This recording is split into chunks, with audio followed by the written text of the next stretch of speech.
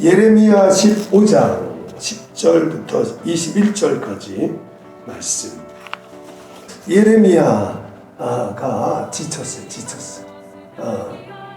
캠벨 몰간이라는 아주 유명한 목사님이신데 은퇴를 했어요. 아주 유명하고 많은 사람들이 따르니까 은퇴를 하니까 신문사 기자가 찾아왔어요. 목사님으로서 목회를 하는 동안에 가장 힘들었던 것이 무엇입니까? 이렇게 물어봤더니 교회가 성도가 없어서 힘들었다든가 그 다음에 물질 문제 때문에 어려웠다든가 이런 것이 아니라 성도들이 설교를 들을 때는 아멘 그렇게 하고 듣는데요. 그리고는 자리를 떠나서는 그 하나님 말씀을 따라 살지 않는 모습을 볼 때 예배당에 앉아서 설교를 들을 때는 이 하나님 말씀 따라 살겠구나. 이렇게 설교 듣는 표정을 보면 변했구나. 이제 정말 예수님 믿는 사람들이 탄생하는구나. 이렇게 여겼는데 예배 끝나고 교회 문을 나서기만 하면 돌변해서 옛 모습으로 돌아간다는 거예요. 그것을 계속 보는 동안에 내가 또 설교를 할 필요가 있을까?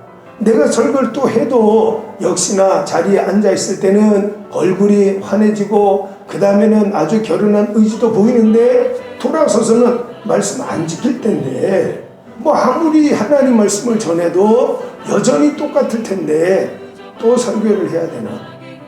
그때가 힘들었대요. 예레미야가 지쳤어요. 그래서 유다 백성들을 향해서 하나님 말씀을 대언하고 이 정도 되면 변화되겠지 싶었지만 변화되지 않아요.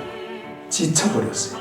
그래서 10절 하나님 말씀 보니까 우리 어머니가 나를 낳았는데 어떤 사람으로 나를 이 땅에 태어나게 만들었느냐? 다투는 자, 싸우는 자를 만날 자로 나를 낳았다는 거예요. 나는 태어날 때부터 운명적으로 나를 만나기만 하면 다투고 나를 만나기만 하면 싸울 사람들이 왜 이렇게 많은가? 나는 태어날 때부터 그런 사람으로 태어났다는 거예요. 근데 이유는 하나님 말씀을 전한다고. 목사가 됐다고. 그것 때문에 지금 어려움을 겪는 거예요. 너무 지쳤어요. 식물을 키우면 여기에도 이렇게 식물이 있잖아요. 얼마나 보기 좋아요. 너무너무 보기 좋죠. 저는요 하루에도 성전에 내려와서 정말 12번도 더 봐.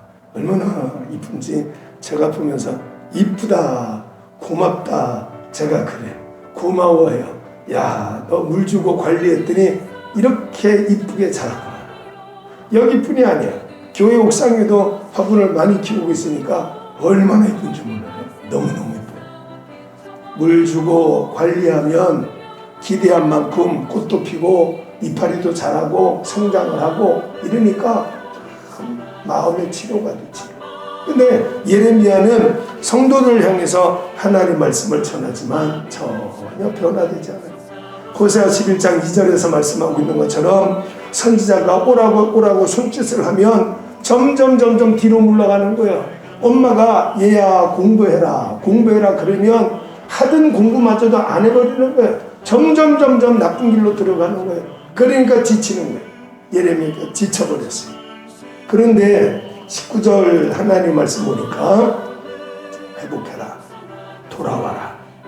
그래서 예레미야가 극심한 영적 스트레스에 빠져가지고는 하나님을 찾아갔는데 오늘 여기 하나님 말씀 보면은 거짓말 시냇가, 거짓 시냇. 그래서 시냇가에 내려가면 흐르는 물이 있겠지. 그 물을 떠서 마시면 내 목마른 것이 해결이 되겠지. 그렇게 하고 시냇가에 가보면 물이 말란 거예요. 없어요. 아무것도 없어. 하나님 이렇게 기도하는데도 하나님 날 그냥 두십니까? 하나님 도대체 어디 계시는 겁니까? 영적의 이 고갈을 통해서 너무너무 힘든 거예요. 근데 하나님께서 하시는 말씀이 돌아와라. 그래서 칼바르트는 교회란 바람 앞에 있는 모래 언덕이라고 그랬잖아요. 그러니까 모래알이 조금씩 변하다 보니까 날마다 모양이 다르고 교회가 그래요. 교회가 날마다 다르고 그러니까 우리가 하나님의 자녀로서의 삶을 살아가는데 조금씩 변해서 성경하고 우리의 모습이 너무 동떨어져 있는 거예요. 구약 시대에 하나님의 율법을 지키던 이스라엘 백성들의 모습과 내 모습이 완전히 달라요. 초대교회 사도행전 2장 하나님 말씀에 성령을 받은 그 하나님의 백성들이 막 살았던 그 모습하고 지금 내 모습, 성경에 등장하고 있는 브리스가와 아굴라 부부 같은 사람, 성경에 등장하고 있는 베드로 같은 사람, 사도 바울 같은 사람, 이런 사람을 우리 주변에서 찾아보기가 어렵다.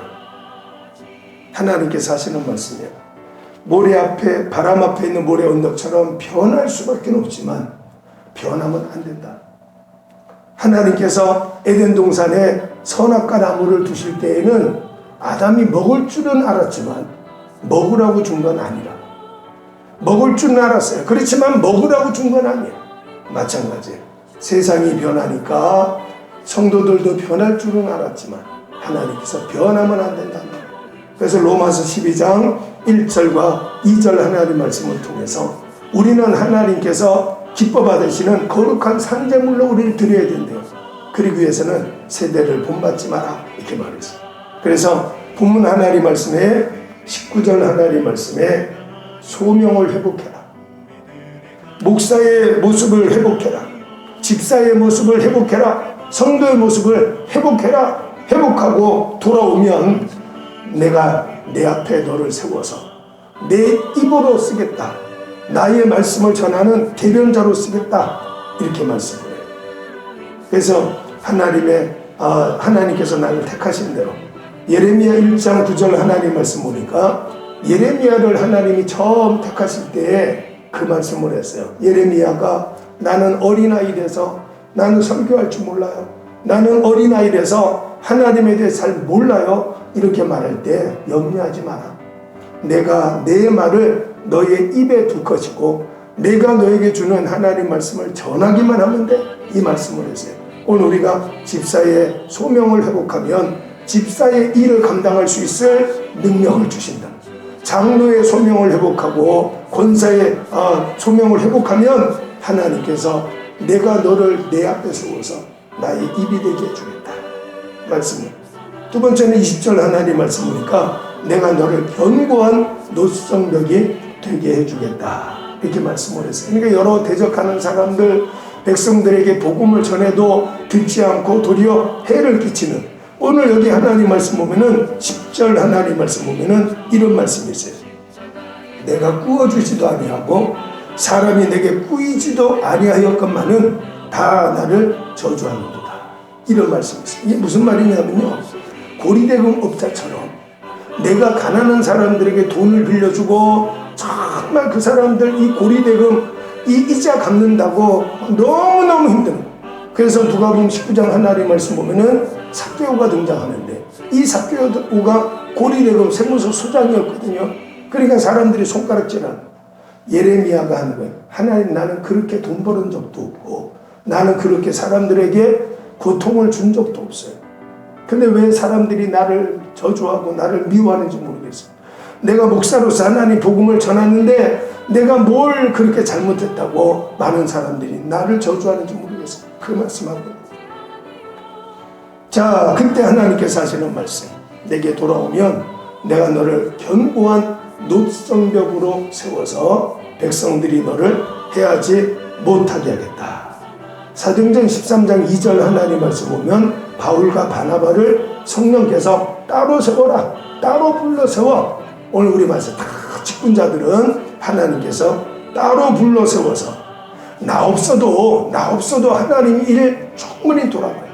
나 없어도 대한민국 돌아가요. 나 없어도 우리 집안 돌아가는 거 문제 없어요. 그렇지만 네가 있어야 된다는 하나님께서 너 없어도 딴 사람 세우면 돼. 그렇지만 네가 꼭 필요하기 때문에 널 세울 거야. 하나님 그 말씀하시는 거예요. 노성벽이 되게. 그 다음에는 21절 하나님 말씀 보니까 악한 자, 무서운 자의 손에서 구원해 주겠다, 이렇게 또 약속을 하고 있습니다. 영적 고갈 상태에 처한 예레미야에게 하나님께서 강력한 구원자가 되게 해주시겠다. 그래서 강아지도 자기 집 앞에서는 70점 먹고 들어간다 이런 말이 있어요. 강아지도 자기 집 앞에서는 그냥 모르는 사람이 오면 그냥 막 짖고 대들고 막 그래. 믿는 구석이 있는 거예요. 다니엘 세 친구 사드락 메삭 아벤노고가 또 다윗이 골리앗을 대적할 때에 큰 소리 치잖아요. 그 붉은 불에 들어가면서도 막 큰 소리 쳐요. 왜 그랬겠어요? 하나님을 믿는 거예요. 하나님 믿는 거예요. 하나님의 절대 주권 이걸 믿는 거예요. 오늘 우리가 그걸 믿어요. 너는 뭘 믿는데 이렇게 큰 소리 쳐? 그때 똑똑하게 말할 수 있어요. 여호와 하나님을 나는 믿는다. 하나님이 결코 나를 그냥 두지 않을 거라. 사드락 메삭 아벤노고는 그 왕 앞에서 말해요. 우리 하나님 살아계시다면 풀무불 속에서도 건지지만 왕 당신의 손에서도 우리를 건질 겁니다. 믿는 구석이 있는 거예요. 오늘 여기 하나님 말씀에 네가 내게로 돌아오기만 하면 내가 바로 악한 자, 무서운 자의 손에서 너를 구원해 주겠다 이렇게 약속을 해요. 오늘도 하나님을 의지하고 어디 가든지 간에 와, 이 사람 예수님 믿는 사람 같네 이렇게 빛과 소금의 삶을 살아가시기를, 그래서 하나님이 지키시고 인도하시는 하나님 귀한 능력이 함께 하시기를 예수님의 이름으로 축복합니다.